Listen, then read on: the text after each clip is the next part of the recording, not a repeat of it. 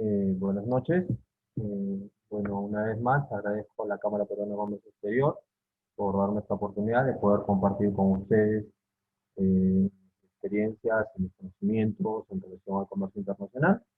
En esta oportunidad vamos a tratar el tema de comercio internacional, hablando en esta primera sesión sobre lo que es la logística internacional.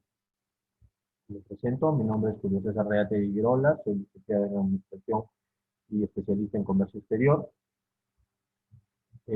y actualmente trabajo como encargado de la División de Transporte Internacional del Grupo ACC. En esta oportunidad vamos a hablar sobre lo que es el comercio exterior, vamos a hablar también sobre los operadores de comercio exterior y el papel que cumplen dentro de la logística internacional. Así también vamos a hablar sobre la gestión logística y lo que es la logística internacional.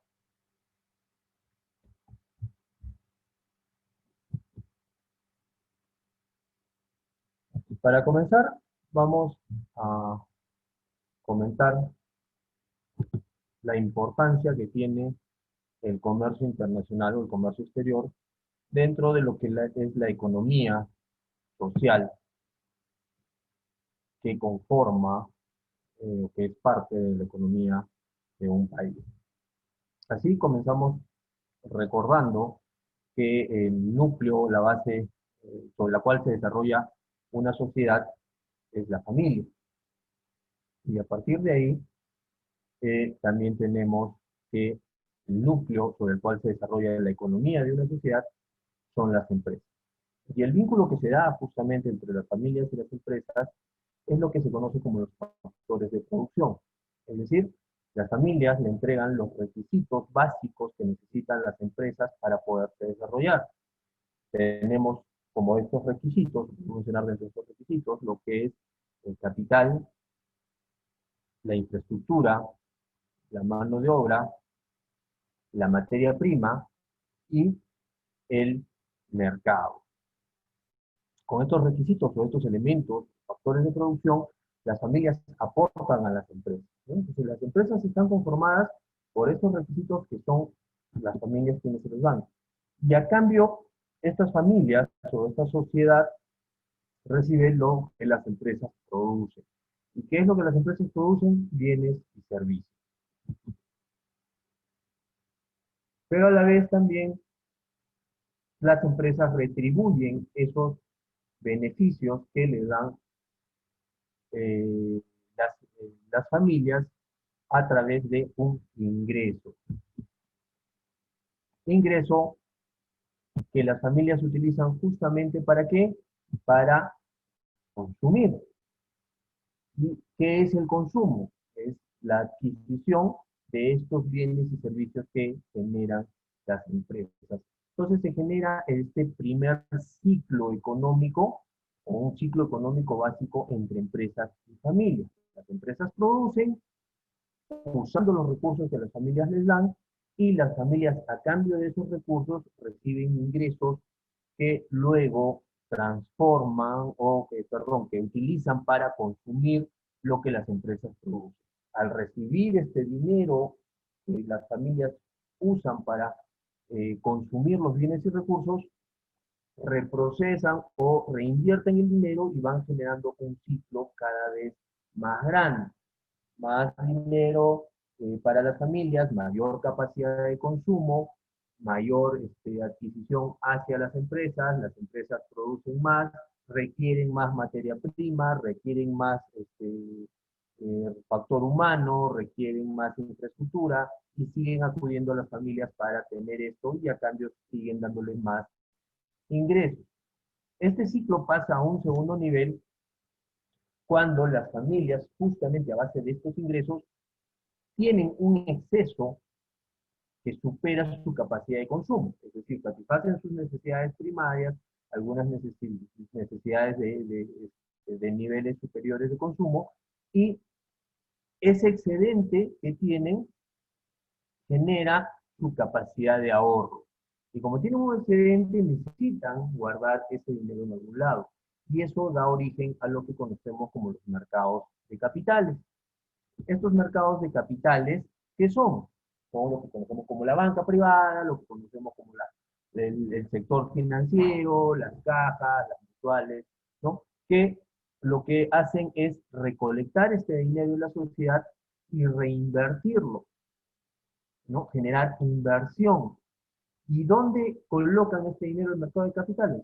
Justamente en las empresas, porque las empresas como necesitan producir más, porque hay más consumo, van a requerir mayor capital, van a requerir una remesa adicional de capital para, por ejemplo, poder comprar maquinaria, poder comprar mayor materia prima y así poder producir más. Entonces, cuando las empresas no tienen esa capacidad inmediata de desembolsar dinero para poder crecer, ¿a quién recurren? A los mercados de capitales y se hacen un préstamo. Entonces, es este mercado de capitales el que justamente capitaliza ese dinero excedente en la sociedad y lo vuelve a ingresar a la economía a través de las inversiones, ¿no? Y aquí aparece ya en un ciclo posterior, en una rueda, en un nivel más grande de este ciclo económico, el gobierno, porque toda esta sociedad, todo este movimiento económico, todo este movimiento empresarial, tiene que estar administrado y dirigido por alguien. ¿Y quién lo dirige? El gobierno. Entonces, el gobierno necesita desarrollar estrategias para poder asegurar una mejor vida para la sociedad, una mejor capacidad de consumo y un mejor nivel de vida para sus ciudadanos. ¿Y eso va a generar qué? Va a generar que necesite contar con un dinero para poder desarrollar esas acciones que conlleven a mejorar los niveles de vida de esa sociedad. Y eso da origen ¿a qué? A los impuestos, ¿no? Entonces, todo este ciclo económico que se desarrolla en este intercambio de familias a empresas genera un excedente adicional de dinero conocido como los impuestos. Todos sabemos que cuando nosotros compramos algo por muy pequeño o muy grande que sea, para nuestro consumo, una parte de esa compra, que en el Perú se llama IGB, el famoso Impuesto General a las Ventas, va al gobierno, ¿no? Entonces, una parte de lo que nosotros pagamos por cada transacción comercial que realizamos va al gobierno en calidad de impuestos. Y este gobierno justamente invierte ese dinero en mejorar la calidad de vida de la sociedad. ¿Y cómo lo hace? Desarrollando escuelas, desarrollando mejores vías, generando nuevas carreteras, hospitales, ¿no? Los servicios básicos que todos conocemos. Pero el gobierno en sí no realiza estas obras directamente. Pues no es el presidente, los ministros, los congresistas, quienes salen a hacer las carreteras o quienes atienden en los hospitales. ¿Qué es lo que ellos hacen? Hacen lo que se conoce como el gasto público, es decir, contratan ¿a quién? A las empresas para que estas empresas desarrollen estas acciones que buscan mejorar la calidad de vida.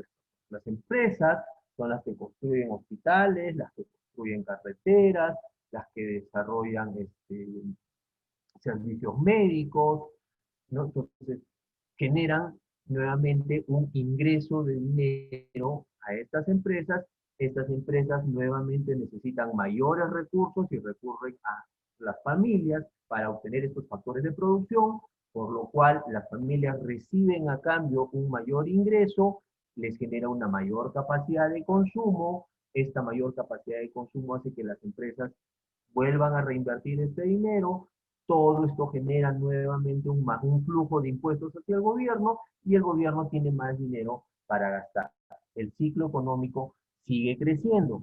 Y dentro de este proceso de crecimiento del ciclo económico aparece un nuevo elemento, que es el sector externo. ¿Y qué entendemos por el sector externo? Es aquel que desarrolla actividades comerciales con una sociedad más allá de sus fronteras, ¿no? Es lo que conocemos como la importación y la exportación. ¿Y qué es entonces la importación? como parte de un proceso de una economía social, ¿no? Es esa capacidad de compra que tiene la sociedad, pero que está más allá de su capacidad misma de producción. ¿Qué quiere decir esto? Que la sociedad va a requerir de algunos bienes y servicios que como sociedad misma, a través de sus empresas, no puede producir. Y al no poderlas producir, pero necesitarlas, ¿qué es lo que va a hacer? Va a acceder a el sector externo. ¿Quién es el sector externo? Otros países o empresas ubicadas en otros países y que justamente van a permitir poder adquirir esos bienes y servicios que como sociedad no producimos. Un ejemplo de ello, si hablamos del Perú, son los automóviles. El Perú, como todos seguro sabemos, no produce, no fabrica automóviles, ¿no? Entonces, como no los fabrica, pero son una necesidad para la sociedad, ¿qué es lo que hacemos? Importamos vehículos. ¿Y a quiénes se los importamos? Se los importamos a los países o a las empresas que se desarrollan en unos países, en otras sociedades similares a la nuestra, que sí tienen la capacidad para desarrollar esos bienes, esos servicios que requieren. Y eso es lo que nosotros como sociedad importamos. Pero a la vez que nosotros importamos, también tenemos la capacidad de exportar, es decir, venderles a esas otras sociedades, a ese sector externo, venderles lo que nosotros como sociedad producimos, ¿no? Y ejemplos tenemos muchos en el Perú. Por ejemplo, la agroindustria. Nosotros somos un país agroindustrial que ha desarrollado muy buen nivel, muy buenos estándares en nuestros productos y que por eso otras sociedades, otros países, nos compran a nosotros esos productos y nosotros se los enviamos a través de este proceso económico llamado exportación. ¿Y qué genera la exportación? La exportación genera mayor movimiento para las empresas y que las empresas necesiten tener mayores factores de producción, recurran a las familias eh, reciban un ingreso adicional por ello, eso le dé una mayor capacidad de consumo, una mayor capacidad de ahorro, y esa mayor capacidad de ahorro vaya a los mercados de capitales y eso se revierta a la economía a través de la inversión que las mismas empresas van a requerir para poder seguir creciendo y van a producir más y van a generar más impuestos y esos mayores impuestos van a generar que el gobierno, perdón, tenga más dinero para gastar y eso se revierta en las empresas que van a seguir creciendo y el ciclo se sigue desarrollando. Entonces, el ciclo económico que se genera en la sociedad o esta economía social que se genera está desarrollada en todos estos niveles. Entonces, un país vuelve fuerte su economía social cuando de manera eficiente sus importaciones y sus exportaciones, porque quiere decir que ya ha superado las otras etapas del ciclo económico social.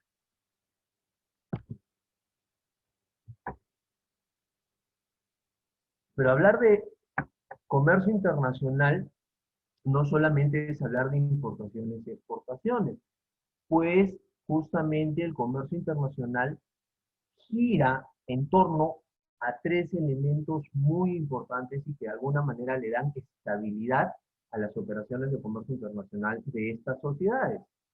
Uno de ellos es la economía global, con la famosa globalización de la economía, ¿no? Que es de lo que hablamos es justamente de las personas o las empresas que compran y venden más allá de sus fronteras. Entonces, esto las economías de los países se van volviendo más interdependientes. Entonces, nosotros como sociedad o como economía ya no dependemos solamente de lo que pasa en la sociedad, de las situaciones políticas, económicas, sociales, los factores climáticos que se puedan desarrollar en nuestra sociedad, sino que también dependemos de lo que sucede en otras sociedades, en otros países.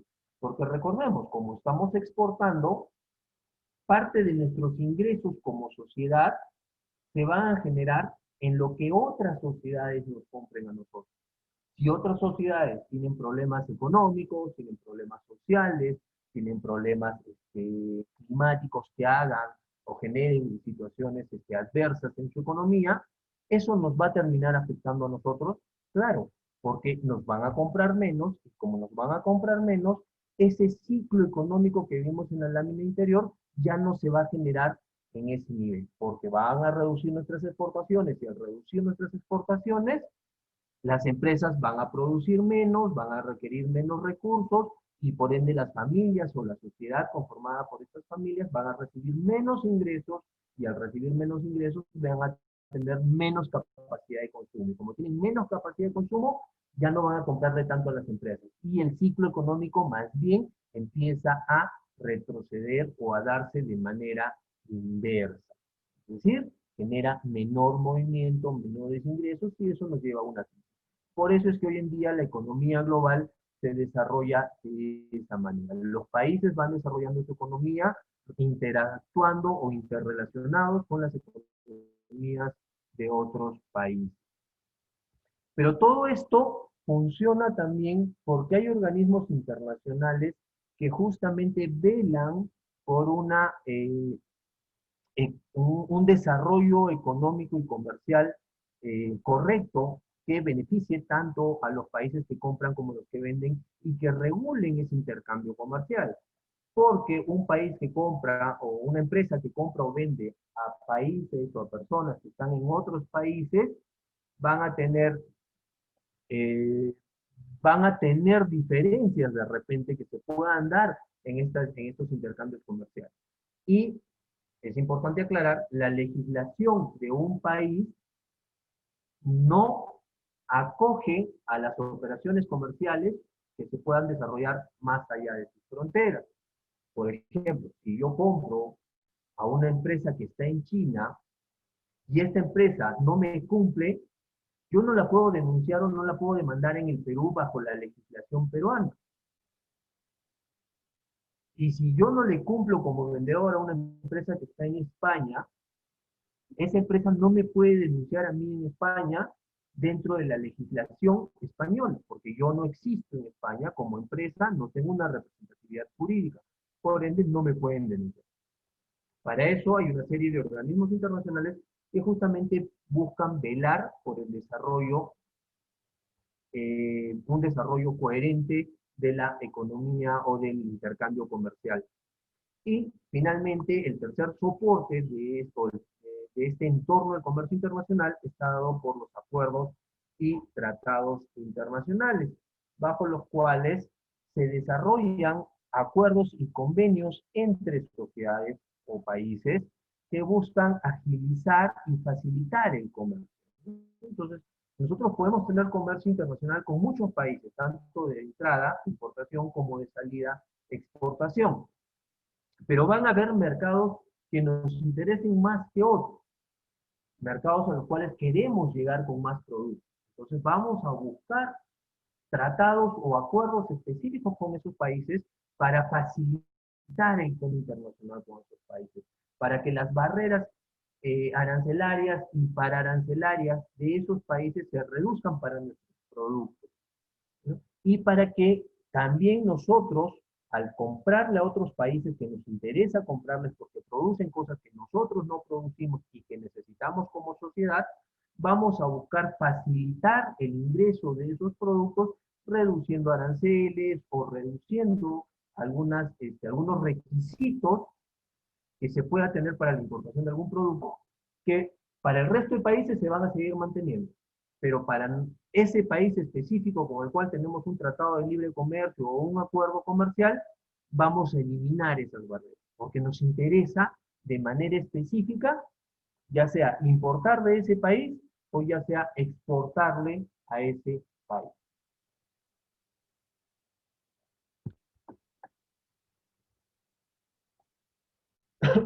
Y todo esto se enmarca dentro de lo que es la globalización, ¿no? Que es la desaparición de las fronteras económicas, de las fronteras culturales entre los países que conforman este planeta, este mundo llamado Tierra, ¿no? Entonces, hasta el año 40, el año 50, las fronteras físicas marcaban claramente las diferencias entre un país y en otro. Hoy en día, gracias a la globalización de la economía, se ha expandido el concepto de globalización y los países o las sociedades han empezado a generar interdependencia, ¿no? Y a generar un desarrollo común. Esto ha generado bloques de apoyo económico en diferentes regiones, como por ejemplo en Sudamérica tenemos la Comunidad Andina de Naciones, o el Mercosur, tenemos la Comunidad Económica Europea, tenemos los acuerdos económicos en el norte, tenemos la OTAN, en fin, una serie de organismos o de asociaciones que han generado la unión entre países para buscar desarrollos o crecimientos comunes. Esto es el principio bajo el cual se da la globalización, que, como su nombre lo dice, es globalizar la economía, globalizar la cultura, globalizar en las sociedades para que existan cada vez menos fronteras, menos diferencias entre uno y otro país, ¿no? Entonces, este proceso de globalización se da a partir de la creación o de la constitución de la Organización de las Naciones Unidas. Como seguro todos sabemos, la Organización de las Naciones Unidas se da a partir del término de la Segunda Guerra Mundial con la intención de evitar justamente que las diferencias entre los países, entre las sociedades, vuelva a llevar al mundo al riesgo de caer en una nueva guerra que genere un problema mundial, ¿no? Y más bien busca el desarrollo, busca una nueva orden mundial que genere mayores avances tecnológicos y científicos a partir del compartimiento de conocimientos, del compartimiento de experiencias en campos como la salud, las comunicaciones y el comercio en general, buscando propender por una existencia mucho más cómoda para el ser humano, ¿no? Y también está dentro de digamos, de los principios de la Organización de las Naciones Unidas lograr recortar la diferencia social y económica y cultural que hay entre los diferentes países. Por lo más conocido que hay regiones en el mundo que sufren hambre, que sufren miseria, que sufren atraso, este, y justamente la idea de la globalización, o una de las ideas de la globalización, es lograr una mayor equidad entre estos países para tratar de buscar un equilibrio entre los que más tienen y los que menos, los que a menos pueden acceder, ¿no?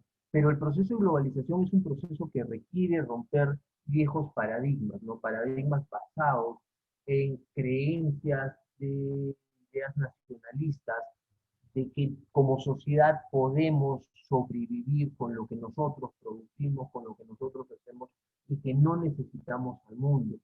Paradigmas también relacionados a que los países que más dinero tienen o más recursos tienen son los más ricos, los más importantes, más no aquellos que pueden tener un buen capital humano, un gran capital humano, pero que no tienen los recursos para poder explotar ese capital humano, ¿no? Como un ejemplo claro de ello es la India, es la China, cuyas poblaciones son enormes, tienen grandes poblaciones, hablamos de por encima de los 1.000 millones de habitantes, pero no cuentan o no contaban en algún momento con los recursos para poder desarrollar ese potencial de factor humano que tenían.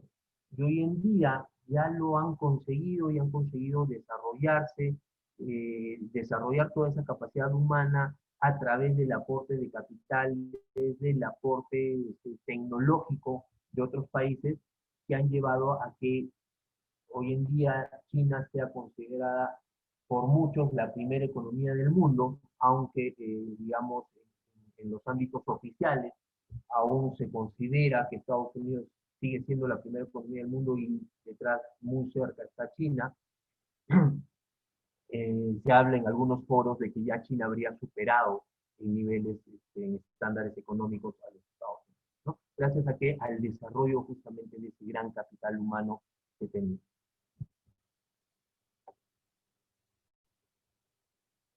Pero ojo que la globalización depende del cristal con el que lo veamos, puede ser buena o puede ser mala, puede generarnos oportunidades importantes, pero también genera altos riesgos como sociedad.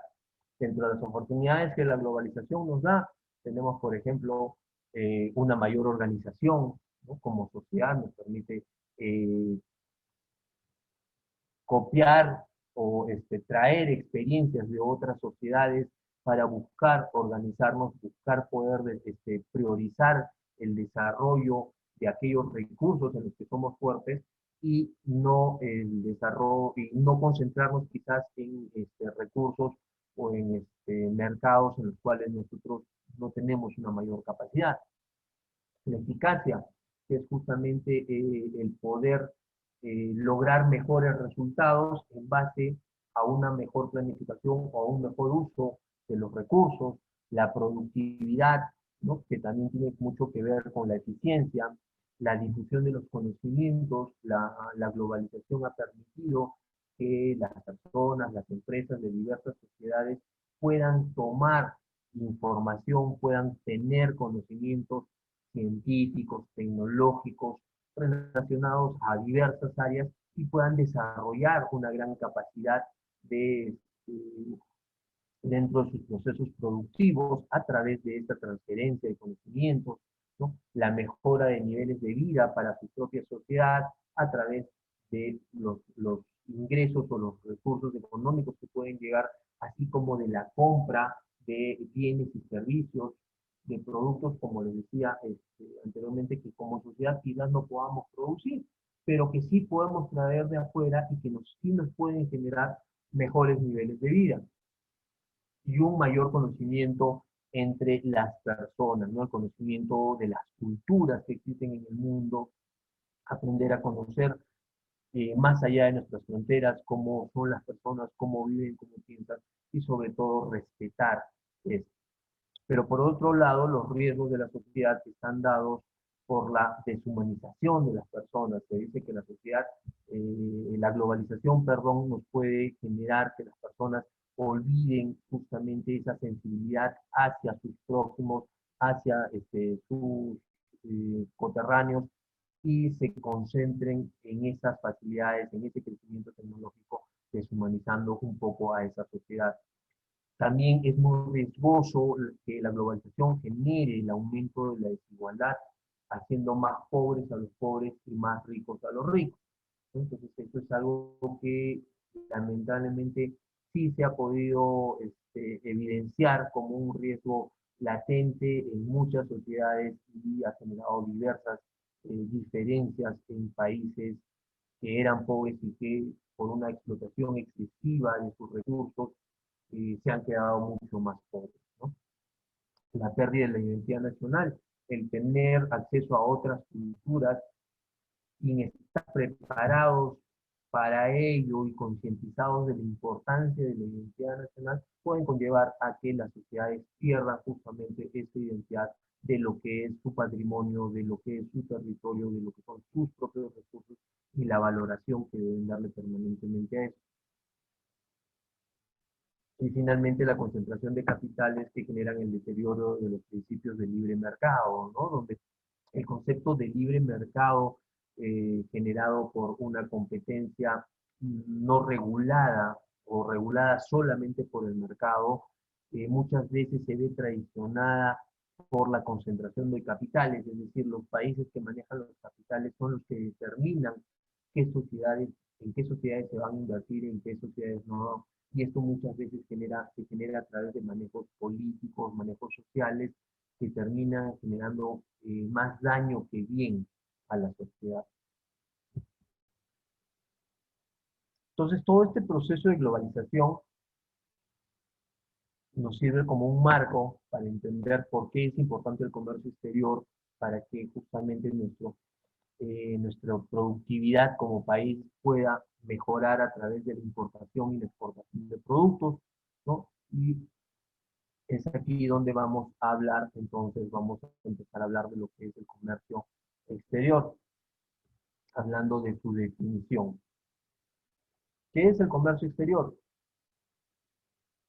Es el intercambio de bienes y servicios entre residentes de diferentes países. Entonces, para que una operación comercial se convierta en una operación de comercio exterior, tiene que desarrollarse entre el comprador y el vendedor tienen que estar ubicados en diferentes países. Aspectos básicos del comercio exterior.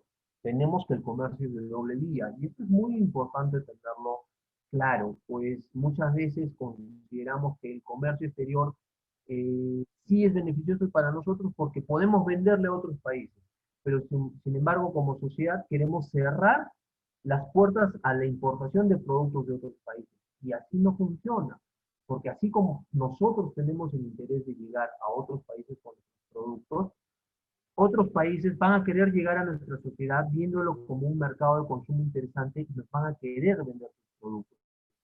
Y no podemos pretender solamente beneficiarnos con la venta más cerrar nuestras fronteras a la compra de productos. Tiene que ser un comercio necesariamente de doble vía.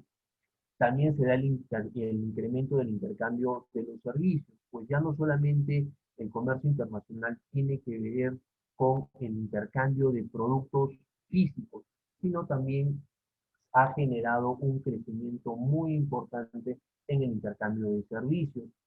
Por otro lado, está el tema del criterio, como aspecto básico, el criterio de residencia, lo importante que es conocer y valorar el lugar de residencia como sociedad, como cultura, hacia dónde vamos a llevar nuestros productos, hacia dónde vamos a dirigir, hacia qué mercados nos vamos a dirigir para conocer justamente esos mercados, cómo compran, cómo consumen, qué necesitan y poder trabajar en base a los criterios de ese mercado y no tanto a los criterios de nuestro mercado, ¿no? Porque cuando vamos a vender al extranjero no debemos pensar como sociedad peruana, sino pensar como esa sociedad hacia la cual vamos a ir o hacia la cual queremos llegar para vender nuestros productos. ¿Por qué es importante el comercio exterior? Porque permite incrementar la cantidad y mejorar la calidad de consumo de una población. Entonces, el comercio internacional nos permite mejorar los productos que nosotros desarrollamos, ya sea a través de procesos de estandarización con productos de otros países para mejorar la calidad o importando productos de mayor calidad que permitan mejorar el nivel de consumo de nuestra población. También es importante porque nos va a llevar hacia la especialización, es decir, a desarrollar cuáles son esos productos en los cuales nosotros como sociedad podemos ser buenos. ¿Qué es lo que el Perú debe producir para venderle a otros países, ¿no? Porque si queremos venderle todo lo que producimos a todos los países del mundo, no vamos a poderlo manejar adecuadamente. Por eso es que debemos desarrollar un proceso de especialización. También es importante porque va a permitir, como ya lo hicimos, una discusión, un aprendizaje del proceso tecnológico y el desarrollo de un liderazgo competitivo, ¿no? Porque los países, conforme van liderando determinados sectores económicos, van tomando un liderazgo en ese sector y se van haciendo fuertes, ¿no? Ejemplos en el Perú, como lo dije, la agroindustria, tenemos también el sector minero, tenemos también el sector textil, tenemos también la gastronomía, como mercados importantes donde el Perú ha logrado un nivel de liderazgo y que eso lo ha hecho representativo dentro de esos mercados a nivel mundial. Este marco de conceptos de importancia y de conceptualización de lo que es el comercio exterior nos lleva a hablar ahora de lo que es la operación del comercio exterior, la cual se define a partir de lo que es el comercio como una operación mercantil, es decir, un negocio mediante el cual una persona compra o vende mercaderías de forma permanente con el fin de lograr un beneficio, existiendo tres tipos cuando hablamos de comercio exterior: la exportación, que es el envío legal de mercancías nacionales o nacionalizadas para su uso o consumo en el exterior. La importación, que es el proceso por el que más bien introducimos de manera legal mercancías extranjeras para el uso y consumo en nuestro mercado, así como el intercambio o los cambios internacionales, ¿no? Que es toda operación de compra-venta de cualquier acto que implique una obligación pagadera en moneda extranjera, ¿no? Entonces, muchas veces como parte de esta sociedad decimos, no, pero yo no tengo nada que ver en la globalización, en los procesos de importación, de exportación, y sin embargo compramos un vehículo en dólares, sin darnos cuenta que al comprar ese vehículo en una moneda extranjera, estamos siendo parte de este proceso de globalización, estamos siendo parte de una operación de comercio exterior, porque estamos comprando un producto importado, un producto que para poder llegar a nuestro país ha seguido todo un proceso logístico, un producto que para poder haber ingresado a nuestro país y poder ser vendido en nuestro país es resultado de repente de un tratado de libre comercio, se ha desarrollado a través de una serie de planes estratégicos, cuenta con un fabricante en otro país, ¿no? Entonces, somos parte del proceso de comercio internacional, no solamente cuando exportamos o importamos, sino también como sociedad cuando participamos de estas operaciones de comercio exterior. Y es así que la globalización genera una serie de oportunidades a las empresas por por la interdependencia de la cual ya hemos hablado que existe entre los países. Entonces nosotros como país nos hemos vuelto proveedores de varios países en el mundo que dependen de nuestra producción para poder satisfacer sus necesidades de consumo. Al igual que también nosotros como sociedad dependemos de otros países y de la producción de esos países para poder satisfacer nuestras necesidades. Entonces es muy importante para un país o para una sociedad cuando está inmerso en ya en este proceso de globalización, el poder generar el flujo de sus operaciones de comercio internacional, tanto a nivel de importación como de exportación. ¿Y por qué un país entonces tiene que promover sus exportaciones? Porque justamente a través de un crecimiento de su sector exportador mejorará su balanza de pagos y sus indicadores de vulnerabilidad externa, lo cual va a reducir su riesgo país.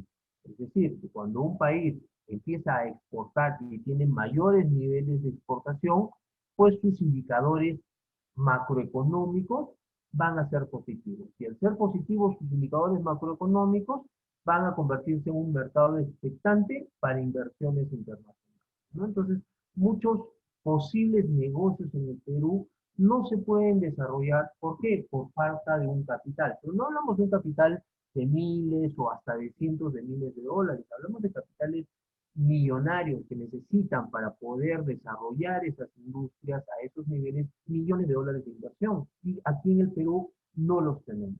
Entonces requerimos de la inversión extranjera. Pero solamente va a venir a invertir o van a venir estos inversores extranjeros si nosotros mostramos indicadores positivos, macroeconómicos, indicadores macroeconómicos positivos.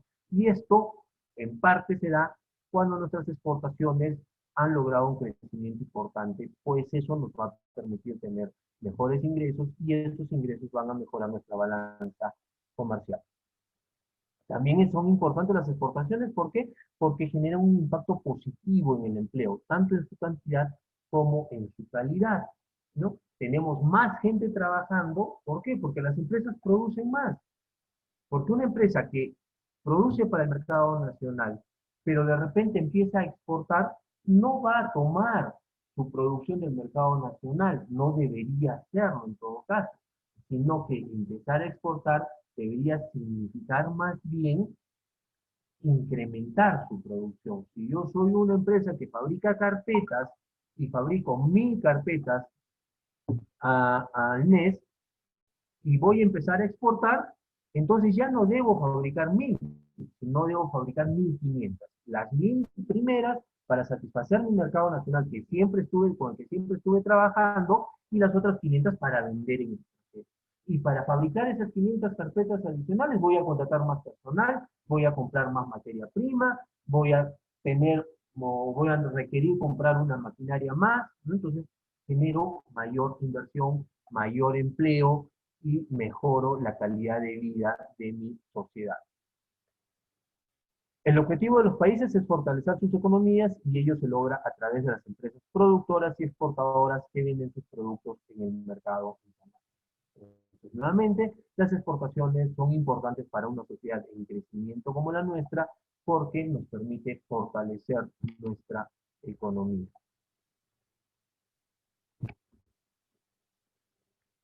Y por la importancia que tienen justamente las exportaciones, en especial para nuestro país, es que esto tiene que estar manejado de forma estratégica.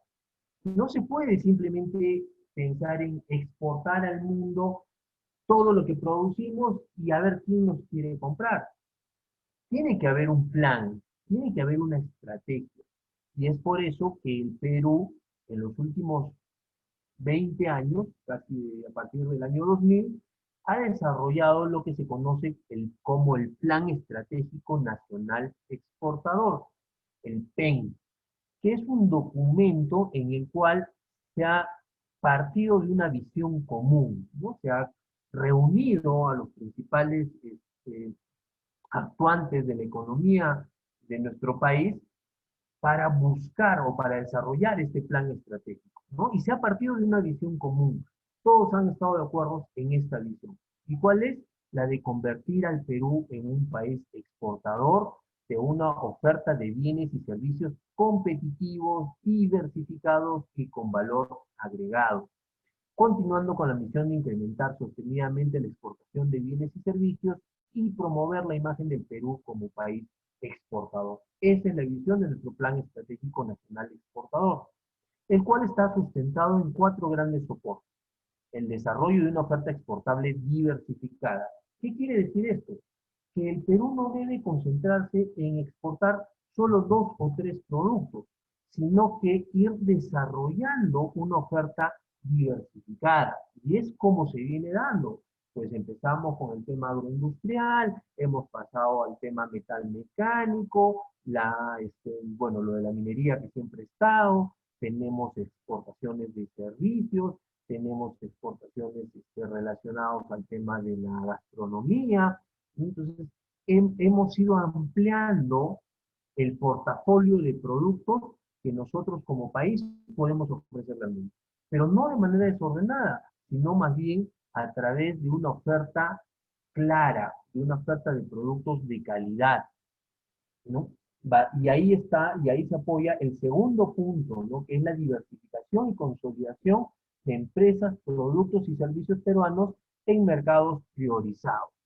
¿Qué quiere decir esto? Que esos productos, esa oferta exportable que estamos desarrollando de manera planificada, no es tampoco que vayamos a salir a venderla a cualquier país del mundo, sino que a través de este plan estratégico también analizamos cuáles son esos países que mejor valor le van a dar a nuestros productos, a esos productos que hemos desarrollado con altos estándares de calidad, ¿no? Entonces, ¿dónde vamos a mandar nuestros productos mineros para que tengan un mejor precio? ¿Dónde vamos a mandar nuestros productos textiles, nuestros productos agroindustriales para que tengan una mejor demanda de parte de estos mercados y por ende se retribuya a través de mejores ingresos para nuestro país?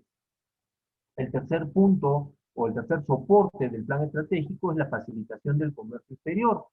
¿Y qué queremos decir con facilitación del comercio exterior? Pues que tanto los organismos privados como públicos debemos trabajar en que el comercio exterior no se convierta en una traba, que las importaciones, las exportaciones se desarrollen a través de trámites sencillos, que la aduana trabaje para más bien convertirse en un ente facilitador del comercio exterior, como lo dice su propia misión y visión.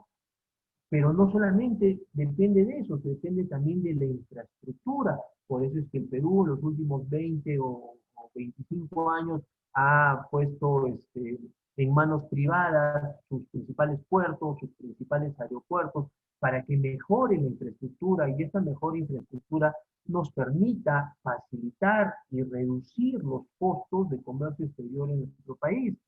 Antes exportar un contenedor a China nos podía costar solo en gastos logísticos alrededor de 2.500, de $3.000.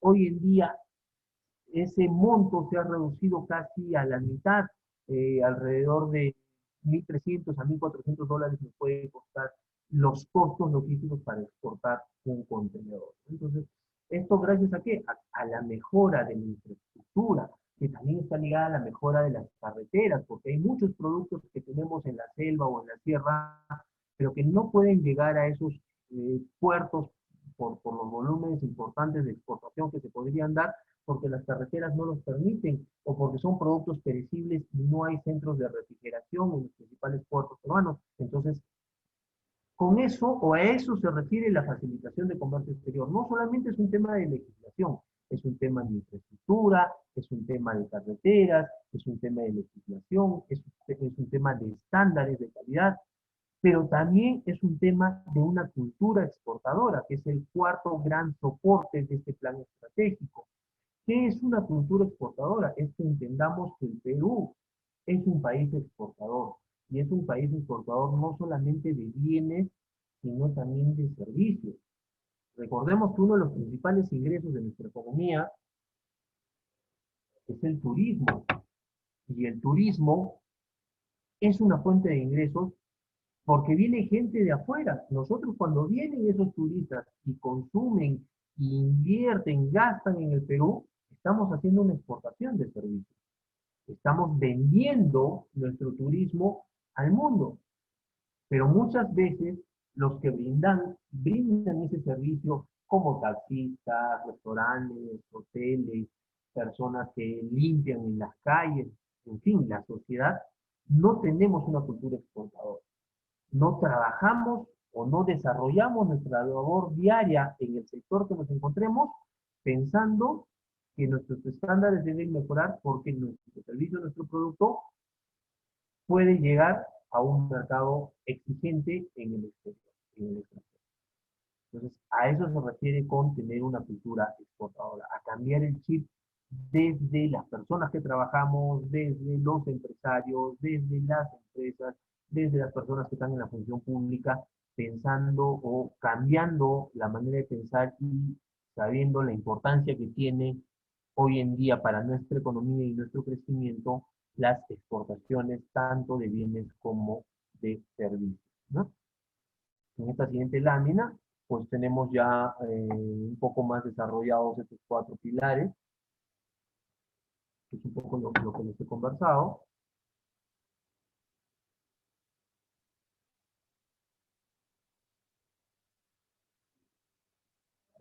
Y lo importante de todo de esto, de este punto específico, es saber que en el Perú se toma en serio el comercio exterior, ¿no? A través de este plan estratégico nacional exportador.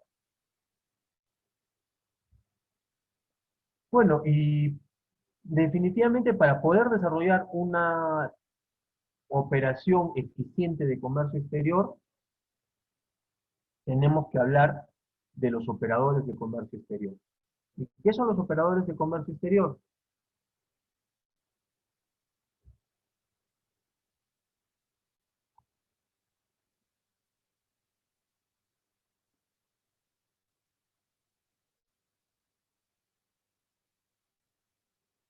Entendemos por los operadores de comercio exterior aquellas personas naturales, jurídicas, sucursales de sociedades extranjeras que forman parte o intervienen directa o indirectamente en los destinos, regímenes, operaciones aduaneras o cualquier formalidad aduanera, ¿no? Los operadores forman parte y dan soporte a la cadena logística de distribución física. Entonces, el operador de comercio exterior es cualquier persona natural o jurídica que formen parte de este proceso logístico de ingresar o sacar, comprar o vender mercancías o servicios desde nuestro país hacia el exterior. Aquí vamos a hablar de algunos de ellos rápidamente. como por ejemplo los despachadores de aduana, que son considerados agentes de apoyo a la función pública. ¿Qué quiere decir esto? Los despachadores de aduana o agentes de aduana, si bien es cierto, es el importador y el exportador quienes lo contratamos, pues no trabajan para nosotros, sino más bien lo hacen como apoyo a la función pública, es decir, a los organismos públicos que están encargados de controlar y regular el comercio exterior en nuestro país. El principal de ellos, la aduana, ¿no? Entonces, los agentes despachadores de aduana o agentes de aduana trabajan por encargo de la aduana con los importadores y exportadores. Tanto así que la Ley General de Aduanas te obliga, cuando haces una operación de comercio exterior bajo el régimen regular, es decir, por encima de los $5.000, te obligan a contratar un agente de aduana. Entonces, uno como importador o exportador lo contrata, pero lo contrata para que ellos puedan desarrollar esa labor de apoyo a la función pública, que básicamente se encarga de realizar los trámites pertinentes, incluida la revisión documentaria, para permitir el ingreso o salida de mercancías de nuestro país.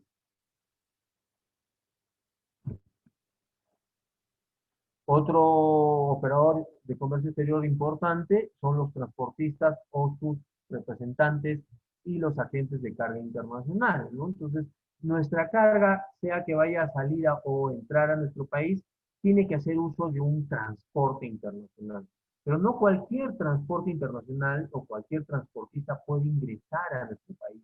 Para que un transportista pueda entrar o salir con carga, tiene que cumplir una serie de requisitos y tiene que, por ende, tener una representatividad jurídica, porque va a tener una responsabilidad dentro del proceso logístico de importación o exportación de mercancías a nuestro país. Es responsable de la mercancía y cumple una serie de funciones dentro del proceso con, controlado por la aduana. Entonces, tiene que tener una representatividad jurídica que digamos, de la cara o que cumpla, asegure el cumplimiento de esta legislación que de alguna manera los controla o los regula. Entonces, muchas empresas cuentan con una sucursal, las principales navieras, como Mediterráneo Shipping, como Evergreen, ¿no?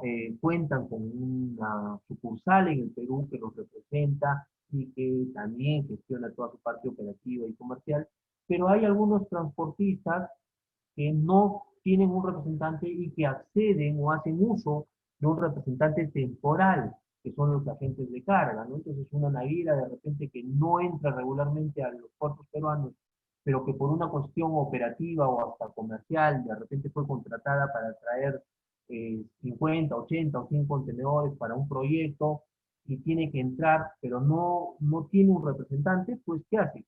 Contrata a un agente de carga para que lo represente ante estos organismos públicos y privados y pueda desarrollar su operatividad de manera regular. Y esto no solamente se da en la parte marítima, se da en la parte aérea, se da, perdón, en el transporte aéreo, en el transporte terrestre. Cualquier transportista internacional que quiera ingresar a nuestro país, ya sea para traer o sacar carga, tiene que estar representado por su representante directo o a través de un agente de carga. Otro papel importante que cumple dentro de estos operadores son los almacenes aduaneros, porque es ahí donde llega la mercancía que va a ingresar o va a salir de nuestro país. Todas las mercancías que vayan a ingresar o salir de nuestro país tienen que pasar por un almacén aduanero, no conocidos también como zonas primarias, son espacios geográficos delimitados que están bajo custodia de la aduana, pudiendo contar con administraciones públicas o privadas, ¿no? Entonces es muy importante el papel que cumple el almacén, pues es bajo esta estructura física, bajo estas instalaciones, que la aduana realiza todos los trámites pertinentes para poder desarrollar o poder autorizar el ingreso o salida de mercancías a nuestro país.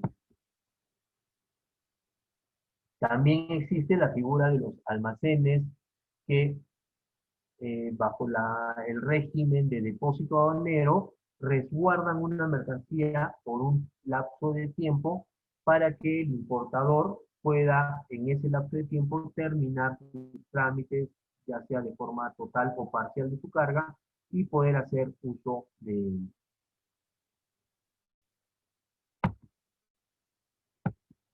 Otro operador importante son las empresas de servicio postal.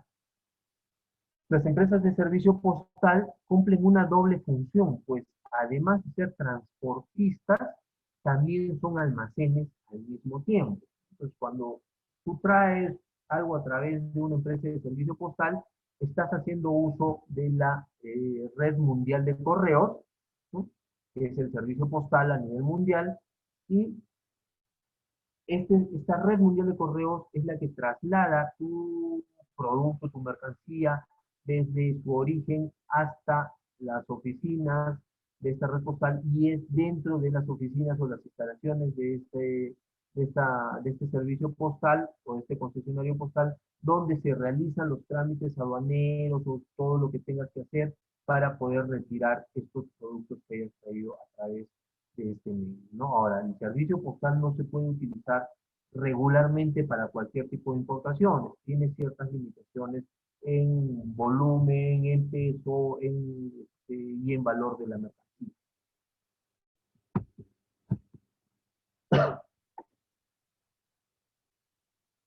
Otro operador importante son los servicios de entrega rápida,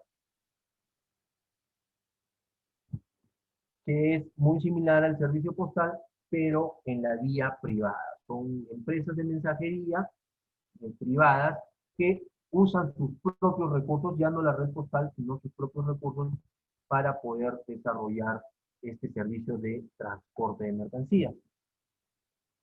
Tenemos por otro lado los almacenes,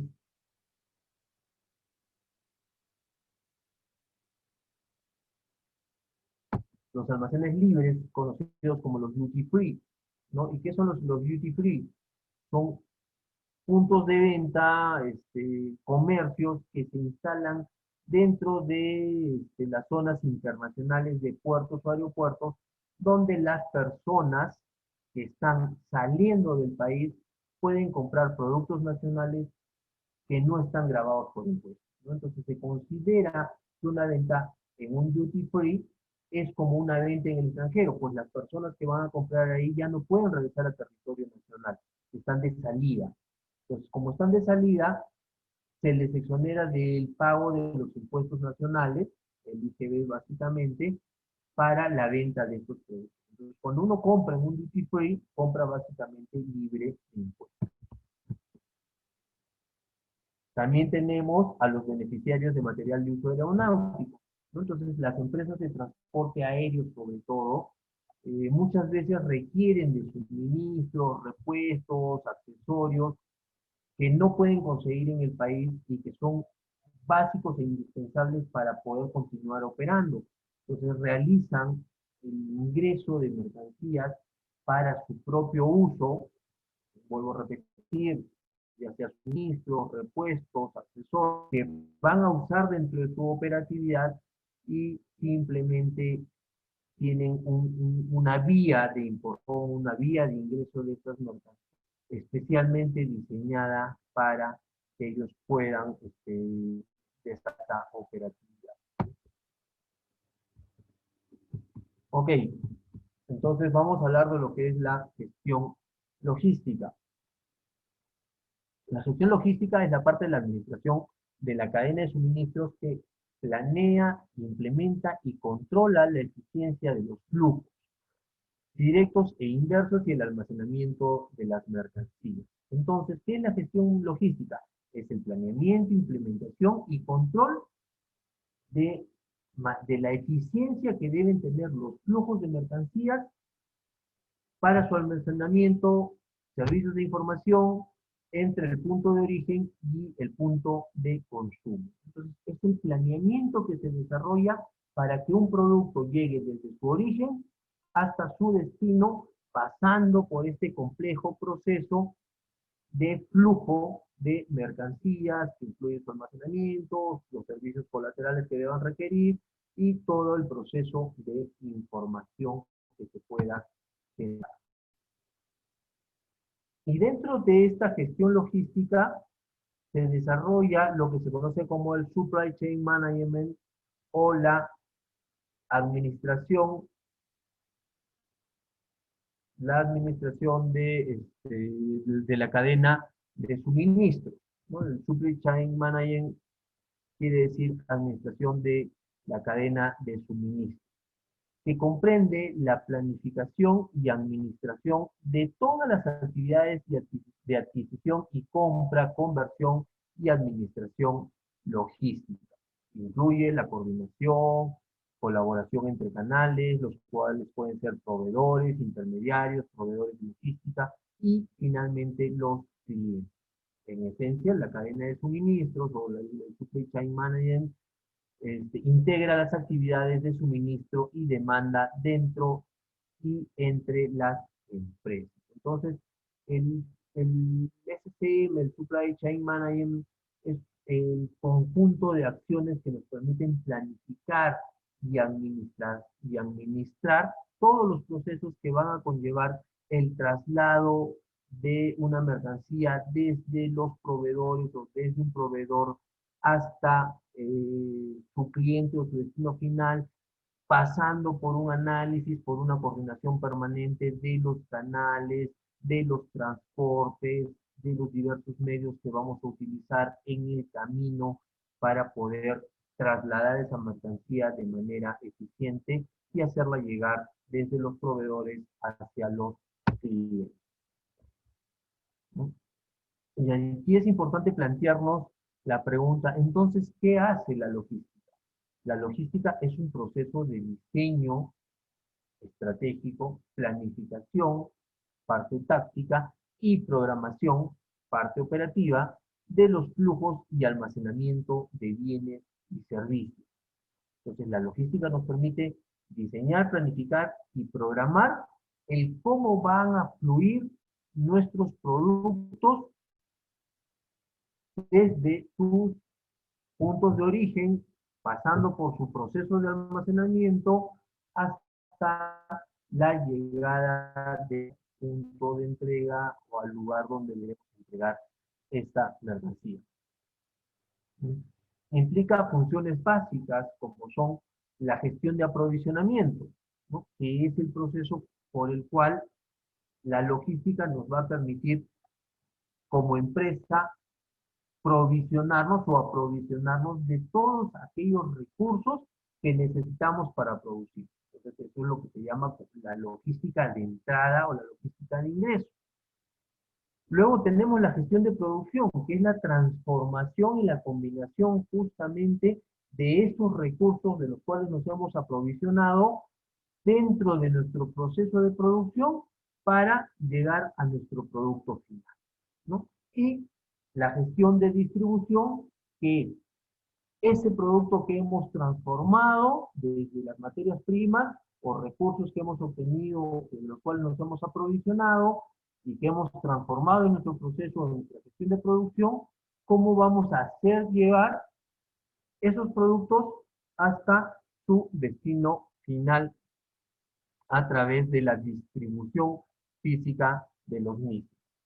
Así podemos resumir que la logística ha emergido como el eje conductor de las nuevas relaciones económicas, sincronizando y controlando de forma dinámica todas las actividades de la cadena de abastecimientos y estableciendo compañías inteligentes y países inteligentes como protagonistas principales en el mundo global, según el doctor John Casarba, ¿no? Comentario hecho en el año 2005.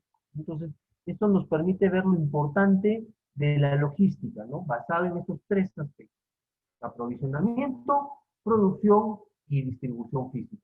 La logística enmarca todo el proceso. A veces consideramos o creemos que la logística solo es aprovisionamiento de recursos. No, la logística tiene que ver con aprovisionamiento de recursos, sí, pero también tiene que ver con procesos de producción y también tiene que ver con distribuir el proceso o el resultado de ese proceso de producción.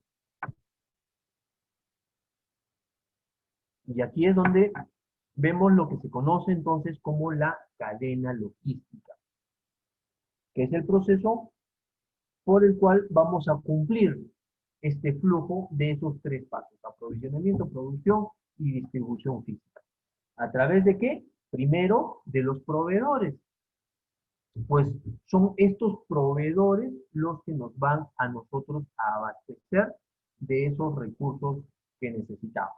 Luego tenemos la logística de inbound, que es el proceso por el cual vamos a trasladar, a acercar esos recursos desde donde están nuestros proveedores hasta donde está nuestro centro de producción.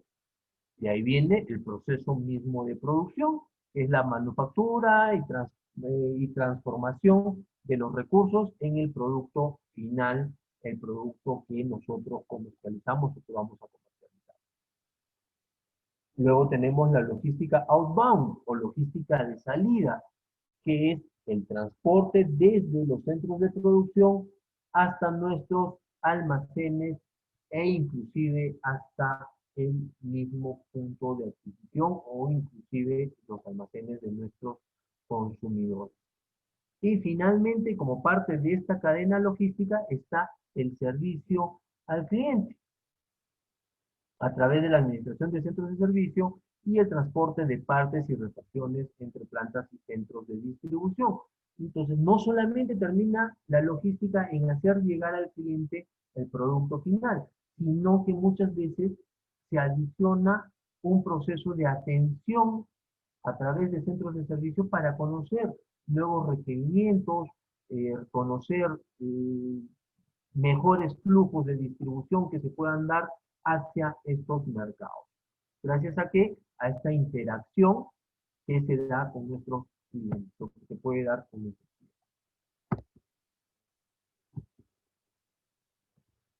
Y esto llevado al mercado internacional o al comercio internacional nos permite definir lo que es la logística de comercio internacional, que podemos decir que es el sistema que integra las funciones de producción, comercialización y distribución física para la gestión estratégica del abastecimiento, movimiento y almacenamiento del inventario de insumos y productos terminados,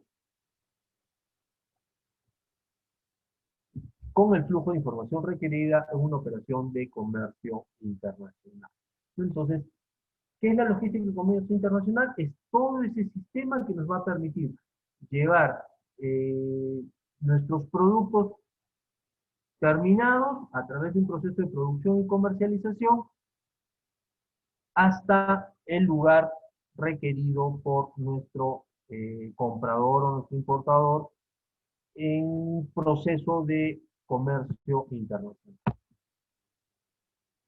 Y para poder justamente llegar a desarrollar una logística de comercio internacional, debemos iniciar con un proceso de reingeniería de nuestra competitividad.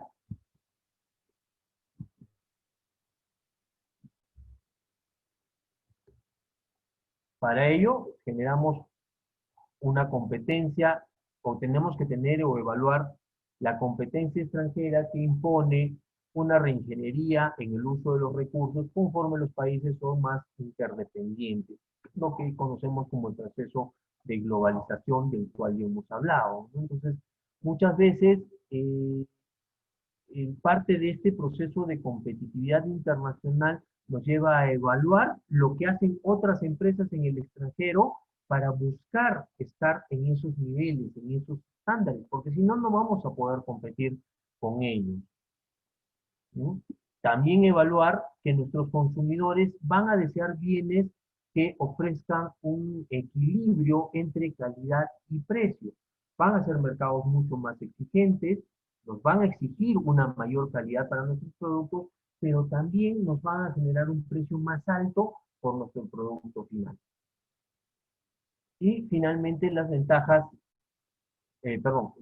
comparativas en recursos naturales, mano de obra, costos y servicios que tiene un país al producir y que generan una ventaja de cómo competir en el mercado internacional.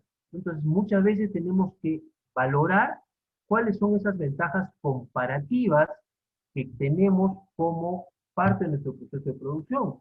El Perú cuenta con muy buenos climas para producir en contrastación con las principales economías del mundo. Entonces, eso hace que nuestros productos agroindustriales sean muy valorados en el mundo porque están en contrastación, es decir, estamos en el momento que ellos no pueden producir. Eso es una ventaja comparativa porque esa contrastación es un tema que se da en nuestro país y que debemos saber aprovechar. Pero también tenemos que validar las ventajas que nosotros como productores vamos a generar a través de tecnología, conocimiento, desarrollo o la investigación y desarrollo de mejores procesos. Entonces, la suma de esas ventajas comparativas y ventajas competitivas van a hacer que identifiquemos o que tengamos una ventaja competitiva final que nos pueda poner por encima de nuestra competencia de otros países, de otras empresas que fabrican lo mismo y que nos generen una mayor preferencia hacia nuestros productos, ¿no? Entonces, las ventajas competitivas y comparativas, como les decía, nos permiten alcanzar un alto nivel de competitividad que debe ser sostenible en el mercado. Los elementos que forman parte de la logística de comercio internacional son el producto, ¿no? A través de una identificación, el tipo de carga, la naturaleza, el valor agregado, su peso, volumen, su factor de estiva. Entonces tenemos que saber cómo es nuestro producto, pero no solamente cómo es nuestro producto, sino cómo necesitamos que esté acondicionado nuestro producto para poder trasladarlo de manera eficiente hacia esos mercados a los cuales queremos llegar. También es importante la funcionabilidad del proceso de logística y comercio internacional. Es decir, que nuestra producción sea una producción exportable. ¿Y qué quiere decir una producción exportable?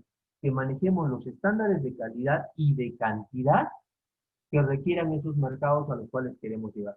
Porque si nosotros queremos llegar con 200 kilos de cebolla blanca al mercado norteamericano, no es una producción exportable, porque no somos representativos, porque 200 kilos nadie nos los va a comprar, es muy poco. Entonces tenemos que manejar estándares de productividad que vayan de la mano con el requerimiento del mercado internacional, tanto en cantidad como en calidad.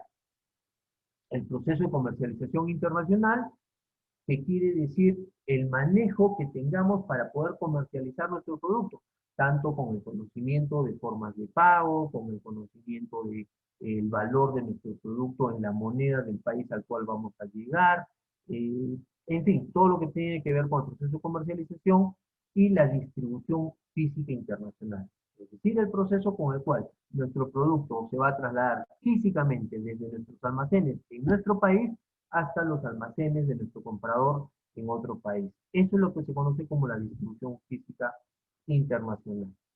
El mercado, cuál es el mercado de destino, en el caso de exportaciones, cuál es el mercado de origen si más bien mi negocio está relacionado con la importación, dónde voy a conseguir justamente lo que decíamos en la funcionabilidad, productos con la calidad, en la cantidad y en el precio que necesito para que sean rentables como negocio en mi país.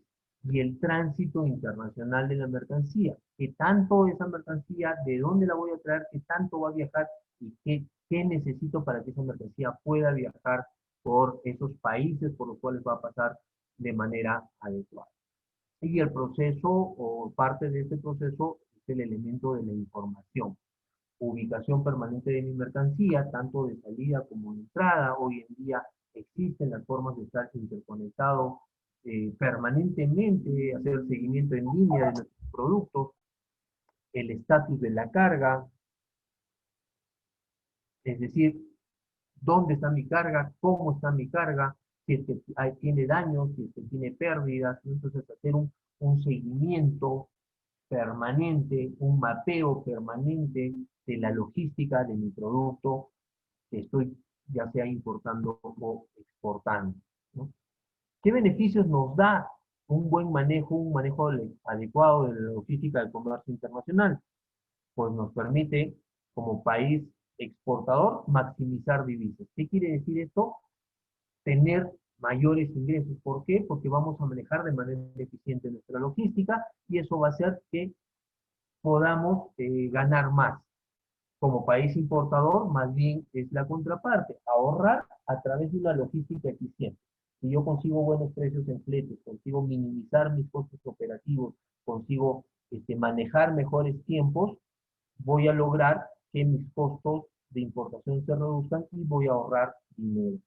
Para las empresas exportadoras, esto significa maximizar ingresos y, en el caso de empresas importadoras, perdón, el ahorro de los ingresos. Y para el cliente en general, una logística de comercio internacional manejada eficientemente le genera un beneficio de satisfacción en la llegada oportuna de los productos que pueda haber adquirido. Y hablábamos hace un momento de lo que es la distribución física internacional. ¿Qué es la distribución física internacional? Es justamente el conjunto de operaciones que permiten conducir los bienes, la carga, desde su lugar de producción, ensamblaje o manufactura, hasta el local del importador en el país de destino, requiriendo la utilización y ejecución secuencial, es decir, uno detrás de otro, los servicios en un periodo de tiempo dado para el cumplimiento de las órdenes justo a tiempo, ¿no? Y este proceso o esta distribución física internacional, ¿cómo se da? Se da en tres momentos: en el país de origen, en el país de destino y durante el tránsito de la mercancía. Y en el país de origen, este proceso significa su producción, su traslado hasta el punto de salida, puerto, aeropuerto, los trámites aduaneros que haya que realizar, los trámites portuarios, la estiba al medio de transporte, y ahí finalizan la cadena o la distribución física en el país de origen, pasando al tránsito, que es el proceso por el cual el medio de transporte internacional lo va a trasladar desde ese punto en el país de origen hasta su punto de ingreso en el país de destino. Y una vez que está en el país de destino, vamos a tener el proceso de descarga de la mercancía del medio de transporte, del almacenamiento, el ingreso a un almacén, los trámites aduaneros para la liberación de la mercancía, el transporte una vez liberada la mercancía desde ese almacén aduanero hasta el punto de ingreso de la mercancía al almacén o al local del comprador. Todos estos pasos secuenciales son los que se conocen como la distribución física internacional.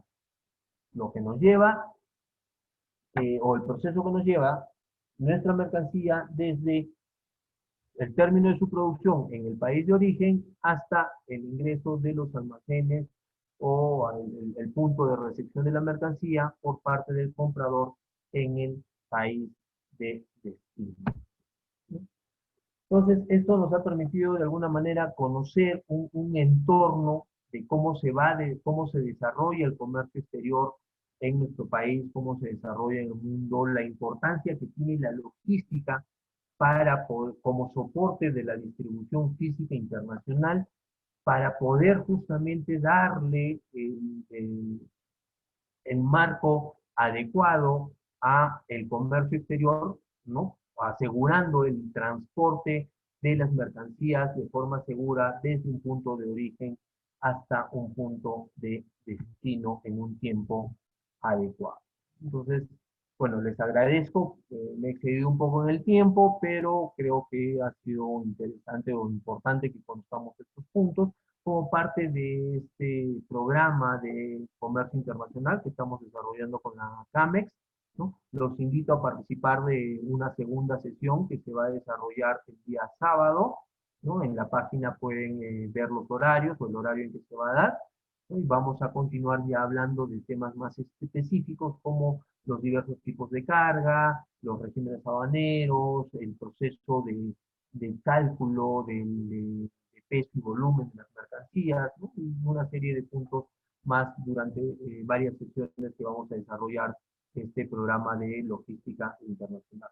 Muchas gracias por su tiempo, muchas gracias nuevamente a CAMEX por la oportunidad de poder compartir con ustedes estos conocimientos y estas experiencias. Muchas gracias.